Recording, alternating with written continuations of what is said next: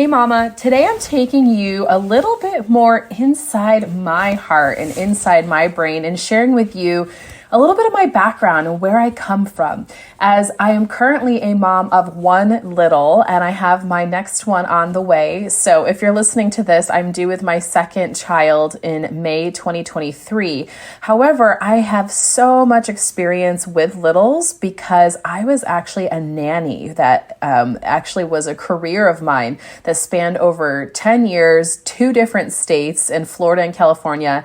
And during that time, I actually nannied for over 50 plus children. I kind of lost count. It's a career that I had not thought of choosing, but it kind of chose me. A little background is that I went to study in college film production and communication with the heart and desire to work in the entertainment industry and to be a light for God in those dark spaces. And so one great way to work throughout college, and then also once I moved to Los Angeles to put food on the table when I was a starving artist, was to care for children. And it was really surreal. Sometimes I was with, say, one family 4 to 5 times a week. So I had kind of a part-time status with them. Sometimes it was twice a month, for date nights. But I did a little bit of everything. I did everything from school drop-offs and pickups. I went to sports practices. I even participated in some Mommy and Me classes. Talk about learning how to punch and kick with a 5-year-old in his karate class. And also duck. I took hour-plus long trips in the car to different tournaments for the different kids that I was nannying. I even took kids to auditions and, of course, helped them practice for those. I went to school plays and games. I took them to excursions like theme parks and zoos and different just places all over the different states. I even accompanied moms to doctor's appointments who didn't want to deal with getting their kids vaccinated alone. So I went as emotional support for the kids and the mom. I helped with homework. I gave baths. I prepped dinner. I broke up fights and even rocked kids to sleep. And in my time, I had so many different families. It was amazing. I got a chance to help single moms, single dads, even some same-sex families, same gender families, mixed families. I had families that were Black, that were white, that were Hispanic, Asian, and even different religions too. And some of my families had just one child, one little, and others had up to 5. I also had combinations of boys and girls, and all of them were ages from 1 month to all the way up to a teenager. I took care of some teenagers as well. So all of this to say, nothing quite prepares you for motherhood quite like going through it yourself. I remember when I was a nanny wondering, how would I feel? What would this be like when I become a mom myself? Well, when my son came into the world 3 years ago, it was quite a rude awakening to see, first and foremost, he's with me 24/7. I have no break. I cannot hand him over to anyone. And no one was actually paying me for his care. In fact, Mama, as we all know, he was costing me lots of money. Am I right? So even through all of that, I do want to say that there were several things I noticed that nannying specifically helped me prep for motherhood that I wanted to dive deeper and share with you today, in case maybe you haven't had a lot of experience with kids other than your own, or you just want to dive in and hear some funny stories. I promise it will be so worth the listen and the wait, and I am so excited to dive in with you. Let's do it. Hey mama, welcome to Mom Nation. Do you want a better work-life balance and more time and energy? Do you find yourself thinking, how can I add more hours into the day? Or Googling how to deal with mom guilt and can my marriage survive toddlers? Do you wake up with big goals only to feel overwhelmed and alone and you have no one to help you and your littles aren't listening to you again? Hey, I'm Cheyanne. I too was an exhausted mom away from my family. I too felt drained with a strong-willed toddler and wished I could find balance between being a wife, mom, stepmom, and entrepreneur. I wanted more energy to give my husband, to discipline my kids well, and incorporate Jesus into our home. But I kept telling myself that I just couldn't do it without a community around me. Until I found balance and confidence in raising Jesus-loving littles. In this podcast, you will find time and energy management help, tips for disciplining, and what to do when you have no village, so that you will find balance between all of your roles and trust your own mom tuition. Time to grab those headphones, mama, pour that green smoothie, and get ready to be mom-inspired. You're no longer alone. Okay, so I totally have to tell you guys about this one time where it was one of my strangest circumstances with nannying. Was this time that a kid almost breastfed on me. True story. I had just moved to Los Angeles. I was 23 years old, and in between auditions and working at a local gym, I started to take on a few nannying jobs. And this one family had this sweet little 3-year-old at the time. And it was my first night going over to watch him for a date night. And everything had gone really smooth. We had played outside, we had dinner, we watched a little TV, put him to bed, no problem. We were bonding really well. But then came the moment when mom and dad weren't home, and it was about 10:30 p.m. and I heard the little boy crying upstairs. So of course I kind of, let him kind of see if he was going to self-soothe a little bit. And after a few minutes, he wasn't calming down. So I went upstairs to see if I could comfort him. And in doing so, I crawled in his big boy bed with him and started to rub his back and, speak to him kindly and softly. And he was really starting to nuzzle in, like get really close. And you could tell he was kind of not fully awake, not fully there. And as he started to do so, I noticed he was getting real handsy. Like he started to feel me up, feel up and down my belly. He was going over my boob, kind of caressing it. And I had this time froze because I was like, wait a second, what is going on? Because then he started to go inside my bra, inside my shirt. And I'm just like, oh my gosh, I know what's about to happen. And what do I do? Thinking, oh my gosh, this is going to be so traumatic for both of us. If you get your boob in my mouth, but also traumatic, I know if you don't, and I don't know what's going on. And sure enough, he, with his big 3-year-old, big, beautiful, full mouth of teeth, was going for my boob, and I ripped it out of his hand. And he then woke up completely shocked and realized, okay, you're not my mom, and started crying. And it was just kind of a big mess. But eventually I got him to calm down and was able to lull him back to sleep. And so what was really funny was when I shared this with his parents when they came home, and the mom didn't think to share with me that he was still not necessarily breastfeeding, but definitely still using the breast to self-soothe at nighttime when he struggled with sleeping. So this brings me to my first point of something that I specifically learned from nannying, which is nannying taught me to, quite literally, go with the flow, right? Kids are not machines, and neither are we. Unfortunately, in some cases, we can't program them, right? We can't press a pause button or press a stop button and say, okay, go to sleep now, or boom, no, you can't use my boob for comfort. Kids are living human beings, and they're emotional and sometimes all over the place. So I was really glad to experience not just this, but in many of my different families, realizing that, we can try to control so much, but there's actually so little that we can control with little children. And all we can often control is ourselves and making sure that we control our emotions. A mom that I recently worked with, one of my clients, she said something so powerful on one of our coaching calls. And she said that she noticed with her 2 littles, she has a 4-year-old and a 2-year-old, she realized that she was so focused on disciplining them that she realized the best way she could discipline them was by disciplining herself and pulling in her emotions and keeping calm and keeping steady. Because we know littles, when they are under 5 especially, they watch you and they copy everything we do. So just remember, mama, that it's okay to go with the flow, let go, and allow yourself to just process this as your children are processing and grow together. And number 2, something else that nannying taught me was that nothing lasts forever. I knew that my son would outgrow his regressions. In the first few years, it can be so overwhelming when you finally say get your kid to finally sleep through the night, and no sooner had they sleep through the night that they're having different issues or they're having the same issues come back.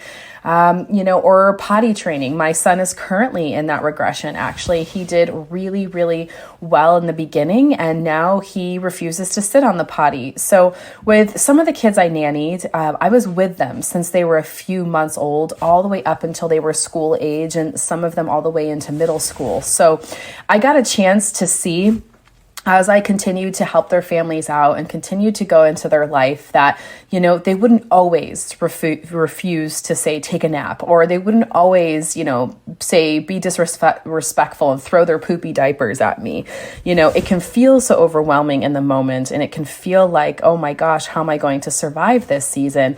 But I found such comfort in just knowing that nothing lasts forever, that, this current season that these children are in, it shows more about them than maybe me, that they're showing that they have a lot that they're trying to grow through and go through.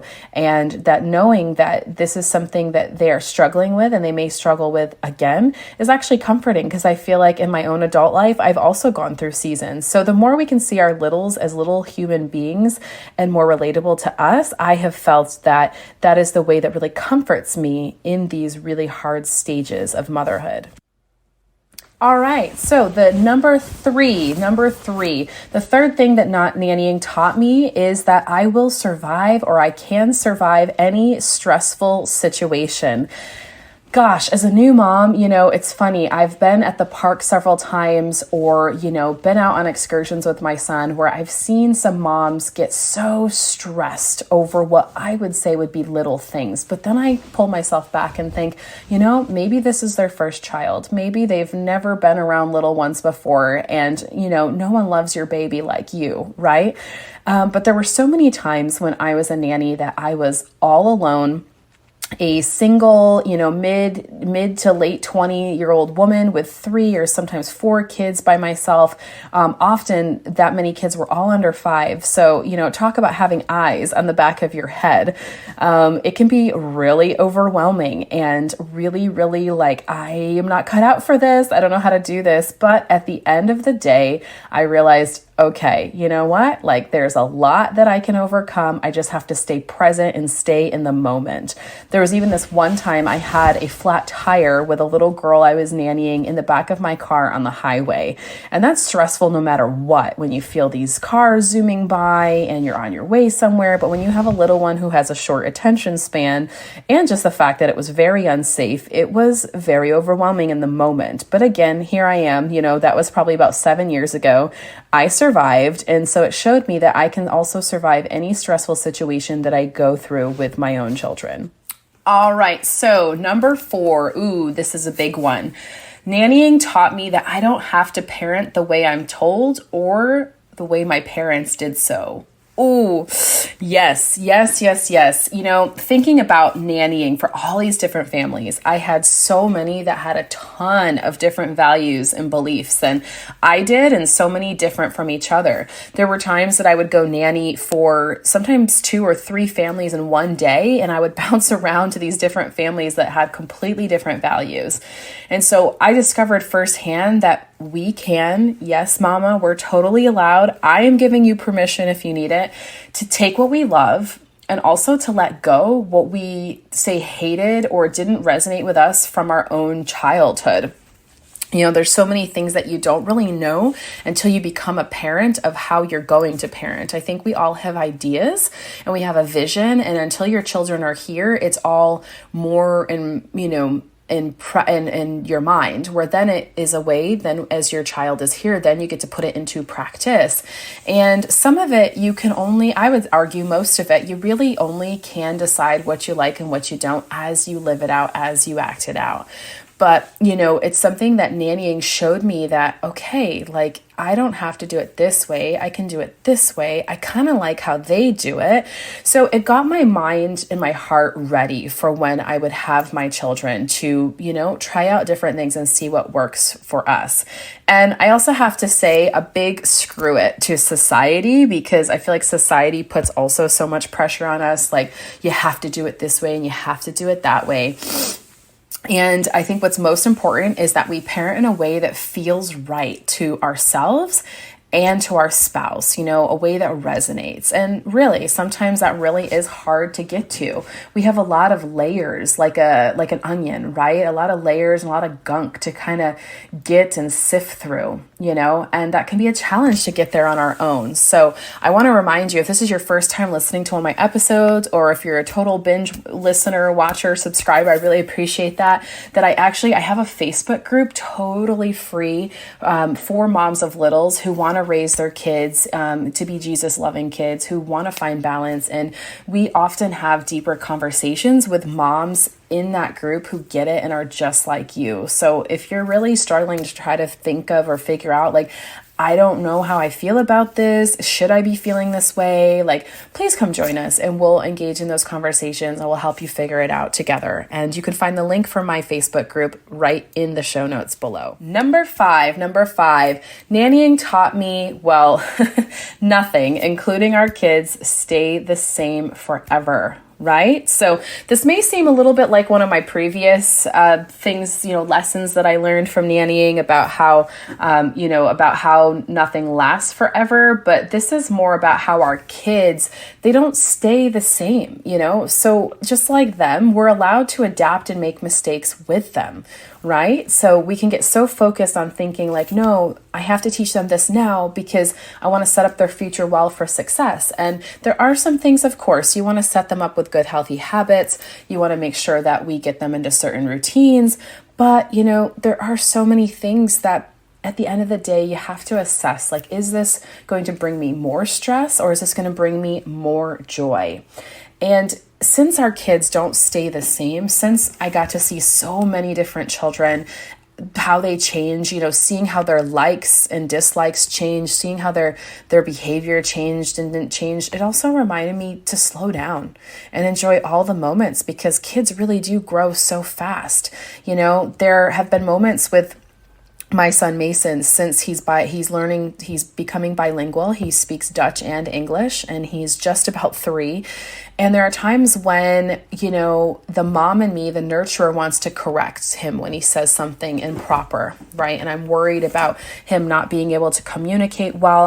I can be worried and afraid that, no, I need to make sure he says this proper.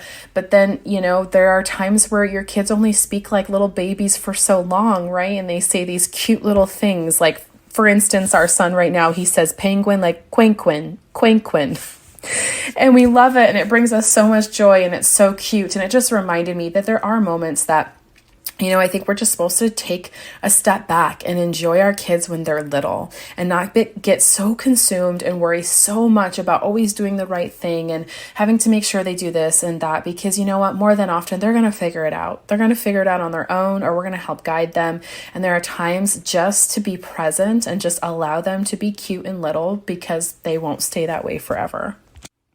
Okay, Mama, we've made it to the last lesson. Well, I certainly can't declare it the last lesson that I learned from nannying, but it's the last one I'm going to share with you ladies today. So, number 6, nannying taught me that momming takes a village. Oh, yes, it does. Even as a nanny, when I was, say, knee deep in like boogers and screaming and shouting, I remember I needed other women who got it, who understood what I was going through, and like who would help me during these times and these situations. I remember there were like SOS texts or even voice messages that I would send to friends, mostly friends who were either fellow nannies or moms themselves, that I would just say, oh my gosh, like, I just don't know how I'm going to handle this today. I don't feel good about this. I don't like this. And it was so great, even as a nanny, which I, of course, struggled with guilt for some time because these weren't my children. I would try to rationalize it in my brain, like, I shouldn't feel this way. Why do I feel like I care so much? And what I finally realized was, who cares? Like, as much as we try to rationalize things, what's most important is the fact that we do care about these things. And these feelings should be validated. And the way we can best validate them is by finding a group, a supportive group of women to surround ourselves with. You know, nannying in LA actually helped prep me for my current mom life and lifestyle without my family, because so many of the moms that I actually helped in LA also didn't have their families there. Most of them had moved there because of their own career or their husband's career. And, I was actually in their lives because they needed help. They needed me, right? And so I was able to be that support for that mom then. And I got to really prep and see why it's so important to have women that you can open up to, that you can, share your deepest hurts and worries with, but also just women that can help you, even just in the physical, for instance, like a nanny or a housekeeper or something like that. And so often when you move away from family and you're not around family, or say you physically live close to family, but you're not emotionally close to them, we need to build our own village. And that's totally okay. There's nothing wrong with that. I think the beauty in our modern society is that we do move, we do take risks, we do have the blessing of being able to connect with people all over the world. So you really get an opportunity to build that village of women that you feel safe with, that you feel connected with. And again, if you're looking for that, if you don't have that, I want to encourage you again to go to the show notes below, come check out the free Facebook group that I've created, because that is my goal, is to create a community, a group of women who come in with no judgment and just want to be real and honest and raw, and also have lighthearted moments. There's a lot of things in motherhood that I think if we bring more joy and laughter to, they'd be a lot easier to get through and to grow through. So again, you're looking for that, we've got that for you. You can go find it in my show notes below, or you can just visit the website momnationcommunity.com. Hey mama, how you doing? I hope you gained something from that episode. I'm curious if any of you have actually been convinced to possibly hire a nanny yourself.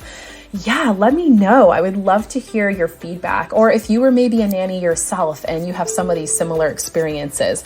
One of the best ways that you can let me know about this is, one, either joining that Facebook group I've mentioned, or two, go ahead over to Apple Podcasts and leave me a review. It's one of the best ways that I know what you guys thought about the episode, what you're taking home with you, and what resonated, and ultimately what kind of episodes to prep for the future. So I just want to thank you so much for listening to this episode. Please go ahead and share it with all your mom's friends. You can go ahead and post and tag me to it. My Instagram is @CheyanneClayman, and I look forward to already joining you guys on a future episode. Have a blessed and beautiful day, mama.